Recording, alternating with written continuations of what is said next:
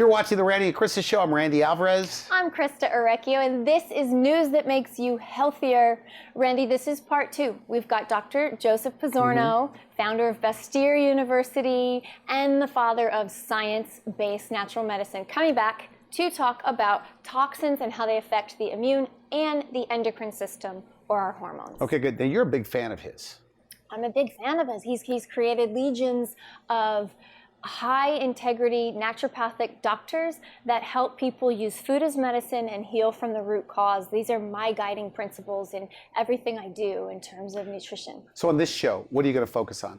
On this show, so we kind of talked the broad strokes about toxicity and how to create a toxin-free life in the last show, but I really want to drill down to the specifics in this show of autoimmunity and how do these toxins affect our immune system? Because autoimmunity didn't really exist, 60, 70, 80 years ago when our grandparents didn't have autoimmunity. And then I want to talk about the effects on the endocrine system, so hormones, men and women, because I read some fascinating case studies in his book, and I learned a ton. I can't wait to share. You said you wish you would have had this book back when you were practicing. Yeah, I wish I would have had this book 10 years ago. Yeah, it would have helped me and my clients tremendously. Okay, good. Let's go to the interview. We'll be right back. You're watching the Randy and Christa Show. I'm Christa Orecchio, and this is news that makes you healthier. We are doing part 2 of the toxin solution with best-selling author Dr. Joseph Pizzorno. He is basically the father of natural medicine. We are so blessed and lucky to have him here. He is the founder of Bastyr University, the nation's first accredited naturopathic university. Dr. Joe, I could talk to you all day. Thanks for being here. That would be fun. Let's do that. Let's do that. Yes, let's talk about this stuff all day. Okay. Solve some of the world's problems, right? Please. So we talked last week all about your new book, The Toxin Solution.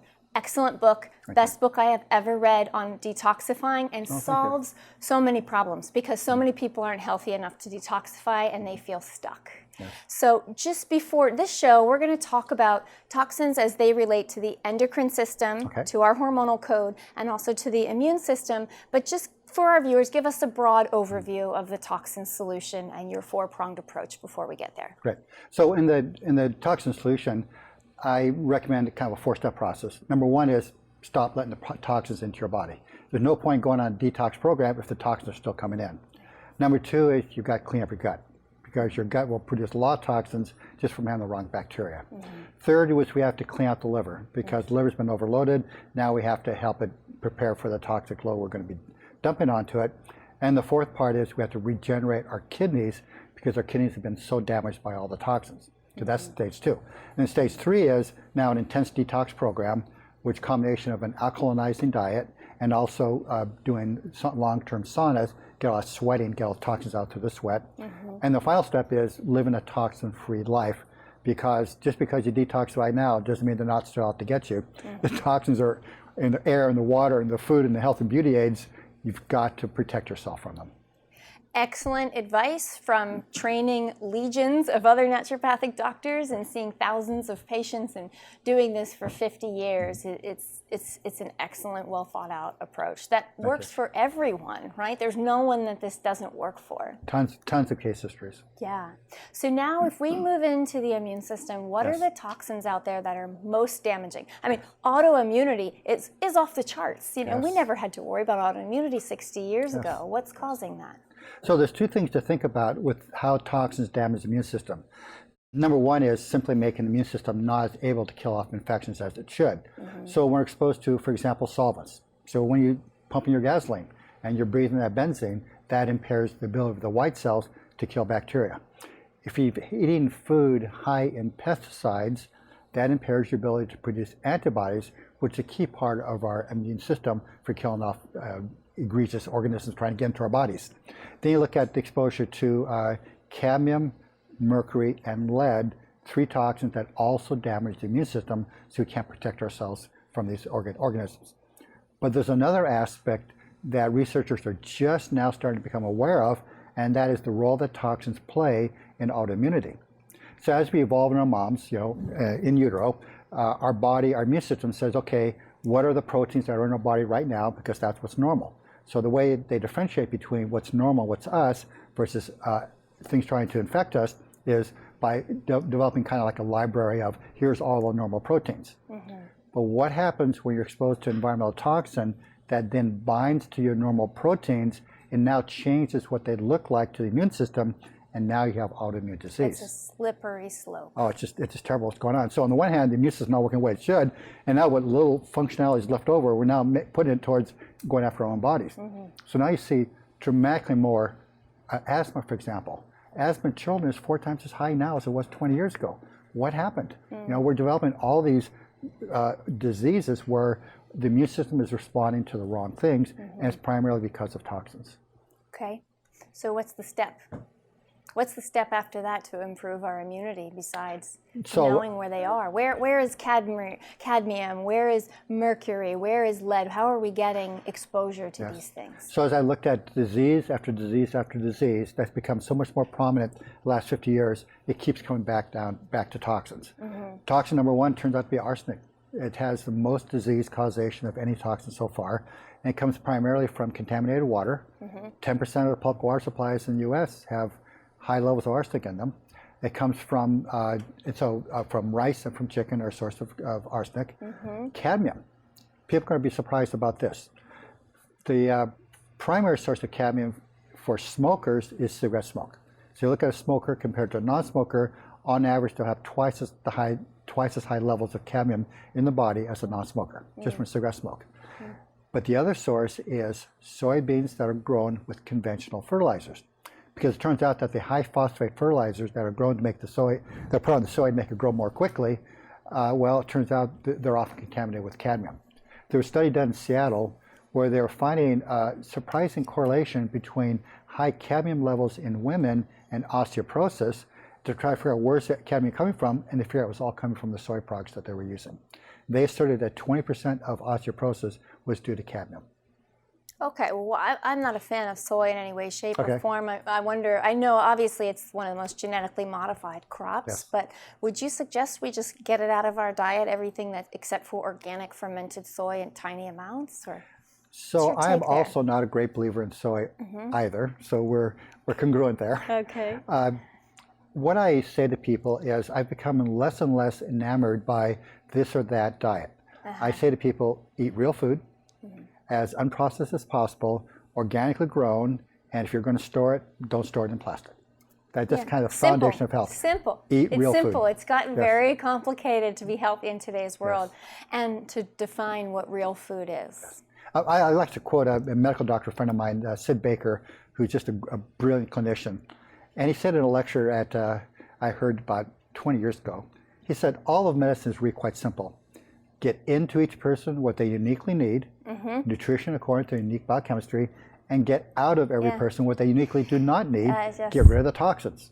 So that's what I do now. I don't see very many patients anymore because I'm too busy doing this work, but I do some concierge medicine where I see wealthy people from all over the world who have these intractable problems, and now I say, I don't care what your diagnosis is, let's check your toxic load, get the toxins out, check the nutritional status, get the nutrients in, and let's see what's left over. I couldn't agree more. I mean, congruency to the max. Okay. Take away what the body doesn't need, give the body what it needs, it will heal itself. We have remarkable ability to heal if we just give our bodies a chance. Let's talk about the endocrine system.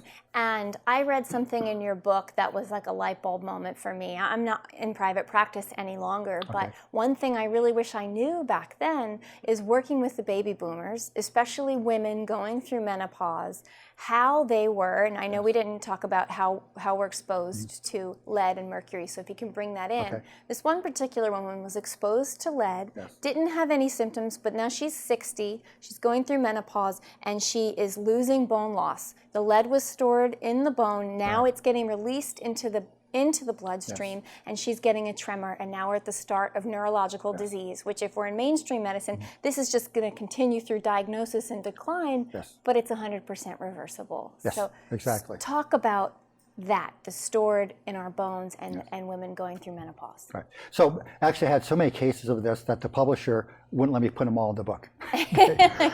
What's turned out is if you look at someone, a baby boomer like myself, when we were growing up, there was lead in gasoline. There's a lot of lead in the environment. And so as we built our bones, we put lead into them. So the bones are actually the primary storage places for lead and mercury. So when women go through menopause and men go through andropause, they start to lose bone. And as they're losing bone, all that lead and all that mercury is being released into circulation, and it's causing neurological damage. So you mentioned the woman who was having this tremor. She thought the tremor was an indication of old age. I said, wait a minute. And I looked at her mouth. She had a mouthful of so-called silver fillings, which are actually 55% mercury. I said, well, let's assess your mercury levels to see, if that's causing it. Well, not only did she have high mercury, she also had high lead. So we got it out, and her tremor didn't totally go away, but it improved like 80%. Then another woman, a woman in her late 60s, one of the wealthiest women in Canada, was at early stages of Alzheimer's. Brain fog, losing her memory, her hair was drying out, her skin was dry, and she was just frightened because it looked like her life was now done. She just couldn't function anymore. So came to see me and tested her. She had super high mercury levels. Most likely it came from her bone, from past fillings. So I put her on the program, as I described in the book, to get the mercury out of her body. And it took a while. It took a year and a half. The point I want to make, and she makes this point as well, is it takes time to get these toxins out because they're so difficult to get rid of. So you got to work at it. But after a year and a half, all her symptoms were gone. I mean, just no indication of Alzheimer's whatsoever. It's an 18-month investment in the rest of your life, and this is what we tell viewers. You give yourself at least a month of healing for every year you may have knowingly or unknowingly been struggling with something. Something I've noticed with people buying my book is so many of them are intimidated because I ask so much of them. And so now what I'm saying to people is, okay, tell you what, just do the first 2 weeks. Just for 2 weeks, avoid every toxin you possibly can. And I'm now finding that so many people are feeling so much better after just 2 weeks. Now they're ready to say, okay, you're right, this is going to work. Now I'm going to do the harder work of cleaning my gut and my liver and my kidneys. Yes, if you can just get someone feeling better, Yes. they realize, oh, why wouldn't I do this? Yes. Talk about the connection between toxins and thyroid health, if you would. That one is really well researched in the research. And while there's numbers that are involved, like cadmium and mercury, the biggest one is the PCBs. So the PCBs, called polychlorinated biphenyls, were used quite a lot industrially. And because they're so difficult to break down, they're called persistent organic pollutants, or POPs for short. And so they were actually designed to be difficult to break down. So they end up in the environment and they end up in our bodies. Well, it turns out they poison the thyroid's ability to produce T4, which is the key hormone produced by the thyroid. But the hormone that has the biggest effect in the cells is called T3. So the thyroid produces T4, and the cells have to convert T4 to T3, and then T3 is what makes our mitochondria produce more ATP, and makes everything work in our body. Now, I simplified it a bit, but that's basic what's going on. Well, it turns out the PCBs, not only do they poison the production of T4, they poison the conversion of T4 to T3, and they impair T3's ability to activate the mitochondria to produce more energy. So it turns out that one reason why people are so tired and having so much weight problems is the thyroid's not working as well as it should. And it's not just humans. There's research that's now been done in our poor dolphin friends in the sea. And what's happened with the dolphins is that it's impairing their thyroid function so much that they're more susceptible to shark attacks because they can't swim away from them anymore. They're not strong enough. So we're seeing these multi-generational effects in dolphins, and we're seeing the same effects in humans as well. And that's where you don't know what to do, right? Anymore, you want to go hide on a commune somewhere and save the dolphins. So what's the solution to getting rid of PCBs so that our thyroid works again? And how do we save our dolphins? So I'm going to tell you the safest, the most effective way to get PCBs is to be a nursing mother and nursing for a year.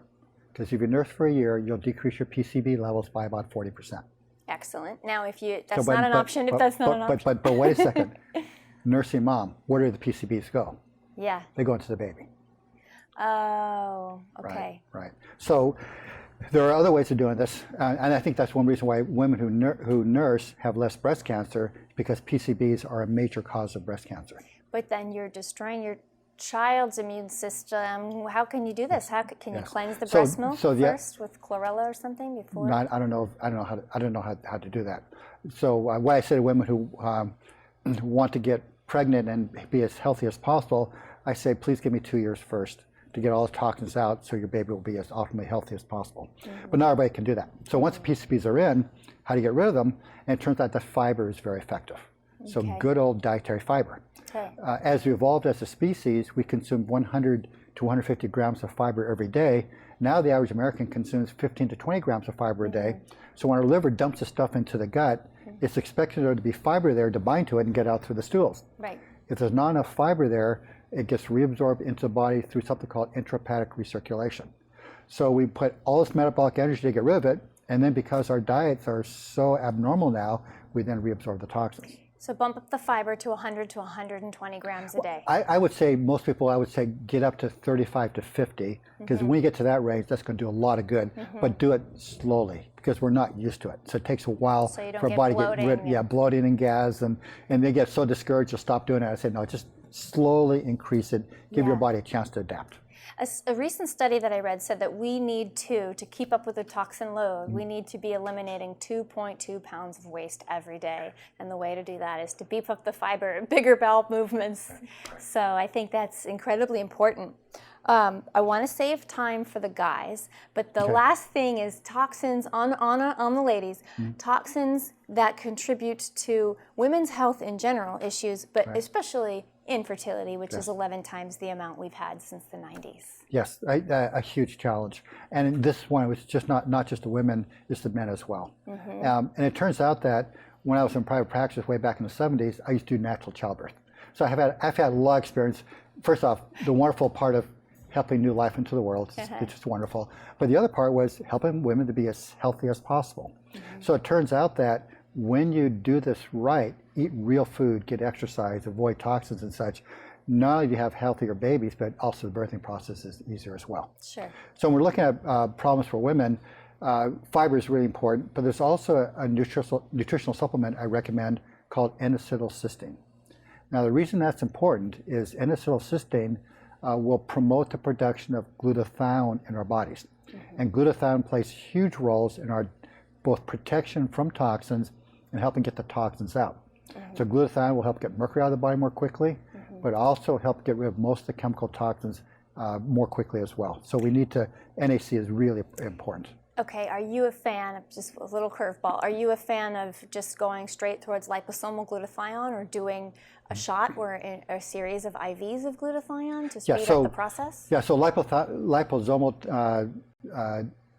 glutathione, either oral or topical, works very well. Oral regular glutathione doesn't work very well. Right, so the others work much better. So IV glutathione works very well to get glutathione levels up. However, make sure you don't have high levels of mercury in your blood, because animal research shows that if you give an animal high levels of mercury and then give them an IV of glutathione, it'll take the mercury into the brain.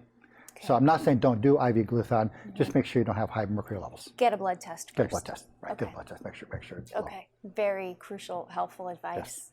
Yes. We cannot leave the men out. I mean, obviously this applies to everyone, but what are toxins specifically really threatening men's health today, the primary ones? So I'll give you one which you may not expect, and that is health and beauty aids. So these lotions and potions we put on our skin, the average man today uses 6 health and beauty aids a day.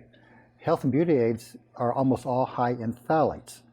And what the phthalates do is that they poison testosterone receptor sites on the cells. So you make yourself smell nicer, and you think make yourself more manly, you're actually making yourself less manly. If you define being man as how high your testosterone levels are, but actually you're decreasing testosterone activity in the body. So you look at someone like me, and I don't use any of these things, okay? So my phthalate levels are pretty low. But the average man using the 6 health and beauty aids will have 300 times higher levels of phthalates in their body, and it's damaging them. It's blocking the insulin receptor sites, it's blocking the testosterone receptor sites, it's causing all kinds of havoc in the body. Especially as the years stack up of daily use. So where do you see the tipping point in men now in their 40s, in their late 30s? Great question. So when you look at a lot of this toxin research, up until about the age of 35 to 40, you don't see strong correlations between toxin load and diseases.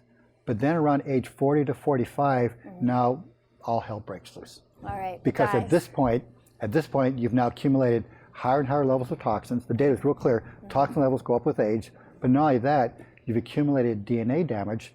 So now you're no longer as able to get rid of the toxins, and you're no longer as able to adapt your body to the toxin load. So you guys got to get real. If you're 40 or above, make sure you read this book. Make sure you take care of yourself. Upgrade these products. Yes. Dr. Joe, I hate that we're on a time constraint because I truly would like to talk to you all day. It's a pleasure to have you here.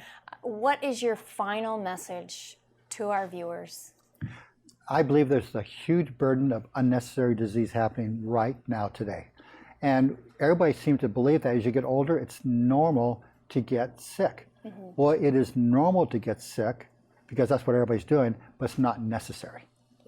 Okay, I have the great pleasure of having known my great-grandfather. My great-grandfather lived to age 95, ate a Mediterranean type diet, had no toxic exposure, never saw a doctor in his life, had no apparent disease.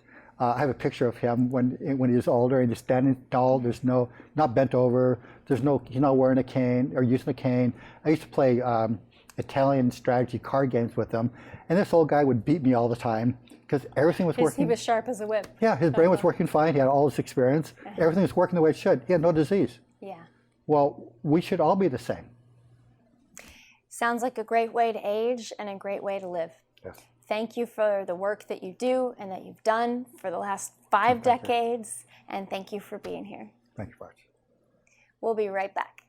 You're watching the Randy and Christa Show. I'm Randy Alvarez. I'm Christa Orecchio, and this is news that makes you healthier. You know, it's amazing, you know, after listening to him talk about his book, The Toxic Solution, where he has clinical stories of people that were getting all the Alzheimer's symptoms. Right. And it's reversed Yes. after a short period of time.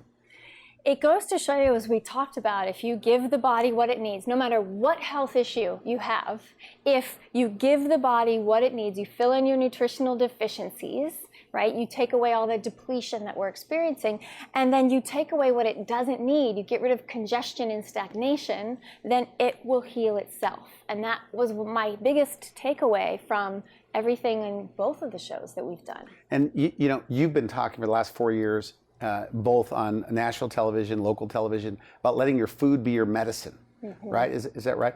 But what I like about this book and some of the things that actually you've been telling me all along, but getting your body ready for detox. Right. So that way when you release, I guess, these toxins into your system, that they're leached out. Yeah, properly. And as he mentioned, that's really important in autoimmunity, because what's happening is the liver can no longer do it, the kidneys can no longer do it, the gut is a mess, and then how can we detoxify? And what's happening is the immune system doesn't have a fight anymore. It can't respond to these antigens that are coming into the immune system. It's getting confused and it's attacking itself, and this is a slippery slope because one autoimmune disease begets another, begets another, begets another. So there is no other way, in my opinion, and I'm sure Dr. Joe would agree with me, there is no other way than to really fill in your nutritional deficiencies and get rid of the toxins, but to do it in a way that's gentle on the body. You know, you have to prepare the terrain, so to speak. So you read it over the weekend. It's all laid out? What to do, what to take? It's all laid out. It's easy to follow. I'm not saying it's easy to do because change can be hard. You have to start out changing your diet. You stop introducing the toxins. That's first and foremost you need to know, and then you can start to move into preparing the gut and the kidneys and the liver. It's very easy from our first show to drink cabbage juice, to drink beet juice for the kidneys, right? To take things like he talked about, NAC, N-acetylcysteine is a wonderful supplement that's going to prepare the liver to produce its own master enzyme, glutathione, and then we open up the floodgates and cleansing is much more graceful. So that's your step 3. So you have to be all in to make this work? Why would he said give it 14 days. That's what he said. Yeah, he said, yeah. So if you can read the book, I challenge the viewers, 14 days, just take the first step, read the book, and I guarantee every client I've ever worked with, they start feeling better and they want more. What about that woman that was starting early onset Alzheimer's? She took 18 months. It's not always easy, and he helps you customize in the book. How do you cleanse your body? And it has to be customized. It might take 18 months, which sounds like a long time, but if you're feeling better the first 2 weeks, why wouldn't you keep going and give that 18 months for the next, I don't know, 10, 20, 30 years of your life for quality? It's a no-brainer. All right, and you should be able to live, as he says, to about 120 years old. Did he say that? Yeah. Okay. Maybe you can live to 120. Maybe your next step to living to 120 is getting rid of the plastic bottles. No more drinking out of those. But we have to, yeah, that's... Yeah, You agreed, right? Didn't you? I see you guys kind of shake on it. Since I even met you 4 years ago, I've, taken your advice. I was stubborn about a few things. I said, in my plastic bottles, how much could really be in there, Yeah. Maybe it's a little bit over. But many of us have that Barbara Bush syndrome, whereas Barbara Bush, they hired this, the story is, the first George Bush Sr. said, they said that she looked like his mother. So they had to hire an image consultant. Do you know the story? Yeah, just from you. Yeah, and it's a great story where she says, okay, I know why you're here. These consultants came in. But I'm just going to tell you, I'm not going to change my hair color. I'm not going to dress differently, and I'm not going to wear makeup. But I'll do whatever you say. It's the same kind of thing with detox. I found myself that way. Well, I'm going to do it, but I'm still not going to give up my plastic bottles. Right. I'm still not going to give up my soy sauce, or I'm still, different things. But when I did, that's where I feel like I'm back mentally. Well, you look better than I've ever seen you look, and it seems like you're really energetic, and you've taken Thanks to you. So many strides, and thanks to you for implementing it. And that's the thing, and Dr. Joe mentioned that in your interview with him that you did on the Wellness Hours. The hardest part is taking the first step. We know what we should do. It's just how do we get there to actually do it. And I think that everybody needs a coach. And I like reading these books because they create this mental expectancy. I like to call it mental expectancy conditioning. You read enough of this material and you start saying, yeah, this is possible. I can do it. It's possible, you can do it. It's hope, and it's not false hope either. It's real hope that any body, human body, can heal. And like he says in there, we need to flip this paradigm on its head. We've accepted that illness and the degradation of all of our systems as a normal part of the aging process. That is insane, and it is unnecessary. We can live a full and healthy life and have a high quality life well into our later years. Okay, good. Christa, another one of your classic great interviews and great guests. So I'm glad you got him in here. Absolute pleasure. Okay, so good. much fun. You've been watching the Randy and Christa Show. I'm Randy Alvarez. And I'm Christa Orecchio, and we'll see you next time.